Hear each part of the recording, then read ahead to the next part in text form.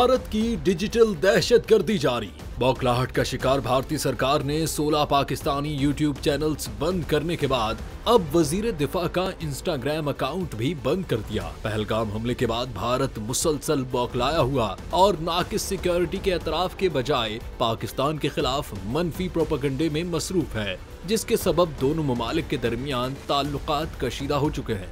वजीर दिफा ख्वाजा आसिफ ने एक्स पर एक बयान में कहा कि मेरा इंस्टाग्राम अकाउंट इंडिया की दरखास्त पर ब्लॉक कर दिया गया है। ये हमारे बयानिए के सच की फतह है।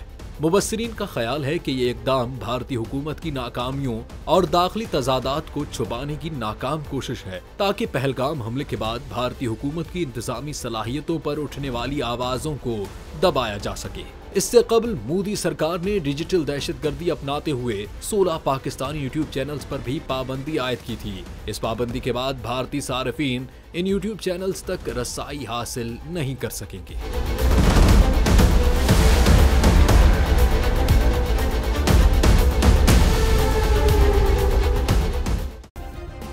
सब्सक्राइब करें और बेल दबाएं ताकि कोई खबर रह न जाए।